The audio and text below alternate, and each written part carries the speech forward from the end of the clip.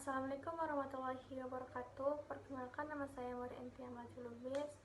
Saya anak pertama dari 3 bersaudara. Di sini saya sebagai anak pertama merupakan tanggung jawab saya untuk memberikan contoh kepada adik-adik saya. Nah, di sini saya ingin bercerita tentang kegiatan saya di bulan suci Ramadan. Ketika bulan suci Ramadan itu, saya membantu ibu saya untuk memasak kue lebaran untuk dijualkan kembali. Nah, awalnya ayah saya itu tidak mengizinkan saya untuk berjualan kue, dikarenakan status saya masih sebagai pelajar. Tapi dengan keinginan saya dan juga pengertian yang ibu saya berikan kepada ayah saya pun ujung-ujungnya memberikan izin kepada saya. Ibu saya memberikan pengertian kepada ayah saya bahwasanya kalau misalkan dari sini itu bisa mengajarkan saya berkehidupan yang mandiri. Dan setelah ibu saya memberikan pengertian tersebut, ayah saya memberikan izin supaya saya bisa berjualan kue. Tapi di samping itu juga saya sering mendapat perkataan. Teman saya bilang gini, emang gak malu ya mau jualan kue pas bulan suci Ramadan gitu. Tapi saya tidak menghiraukan itu, saya tidak mempedulikan omongan mereka tersebut. Yang lebih parah lagi, saya pernah lewat pas ngangkat toples kue lebaran itu, ketemu sama di kelas saya, terus dia bilang gini, "Is merjagal," gitu. Jadi dia bilang kayak gitu ke saya. Tapi saya tidak menghiraukan, saya tidak mempedulikan apapun yang mereka omongin, karena prinsip dalam hidup saya itu adalah untuk apa gengsi mencari uang selagi yang kita kerjakan itu halal gitu. Kehidupan itu tergantung kita menghadapinya gitu loh. Kalau misalkan dia bilang merjagal, sebenarnya itu mentalnya langsung ciut, cuman karena yang dipikirkan itu kan bukan omongan ataupun pendapat dari orang lain, tetapi bagaimana cara kita menyikapi omongan dia tersebut. Setelah dia mengatakan seperti itu, 2-3 hari kemudian, bukannya saya mengejek, ternyata yang lebih rendah itu dia, bukan saya. Itu kan otomatis kayak dia bilang, merjagal. Dia kayak ngejatuhkan seseorang itu, kayak ngerendahin orang itu gitu loh. Jadi kayak, dia lebih di bawah gitu ya. Saya bukan mau mengejek dia ataupun menjatuhkan dia, tetapi kita itu sebenarnya tidak boleh mengatakan orang seperti itu. Tapi saya tidak menghiraukannya, saya tidak sampai sakit hati banget gitu, enggak. Cuman kayak, dia bilang gitu ya, kan semua orang itu butuh proses gitu.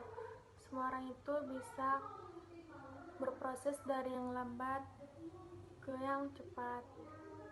Proses orang itu beda-beda, cuman ya mungkin ke depan saya gitu, saya lebih memilih kayak jualan kue itu kayak dadakan gitu, pas cuman lebaran itu aja. Mau lebaran, menjelang lebaran 10 hari lagi lebaran, saya itu jualan di pasar. Saya tidak memikirkan apapun yang mereka omongin tentang diri saya. Mau itu saya jualan, mau itu mereka bilang, di pasar jualan-jualan, masih pelajar kok jualan gitu. Enggak, saya enggak peduli. Karena enggak selamanya kehidupan ini tergantung oleh orang tua. Karena menurut saya itu lebih bagus ya, kalau misalkan kehidupan kita itu lebih mandiri daripada harus bergantung minta-minta terus sama orang tua. Gak selamanya orang tua ini jaya-jaya aja gitu. Akan ada masanya orang tua itu bakal kayak turun loh ekonominya ke bawah. Jadi dari kita yang jualan kue, jualan apa, ataupun kita berusaha lah gitu kan, itu pasti ada kok balasannya. Kayak kita jualan, kayak contoh ini kan jualan kue, berarti kita tahu kalau misalkan ekonomi keluarga kita lagi turun, kita harus apa. Oh, kita bisa ya jualan kue. Nah, uangnya tuh kayak bisa ditabung gitu. Kalau misalkan nanti ada kayak keperluan mendadak, itu bisa dipakai. Bukan karena gimana ya, bukan karena masih pelajar loh nggak usah jualan gitu, enggak. Cuman kan dari situ juga kita diajarin mandiri gitu.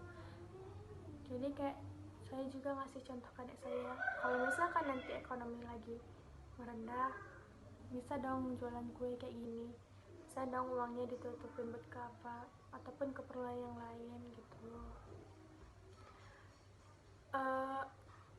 Gimana ya, karena kehidupan itu keras besti. Jadi kalau misalkan kita selalu minta sama orang tua, itu nggak bakal ngerasain gimana susahnya nyari uang.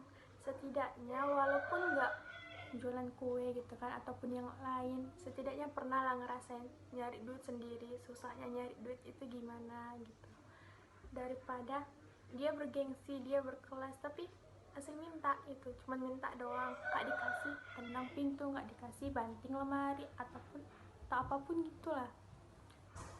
Tapi saya tidak menghiraukan itu semua, saya membawa santai gitu. Kayak yang jualan dia juga santai, laku ya alhamdulillah, nggak laku ya mungkin belum rezekinya, tapi alhamdulillah tiap kali itu jualan saya habis, laku semua.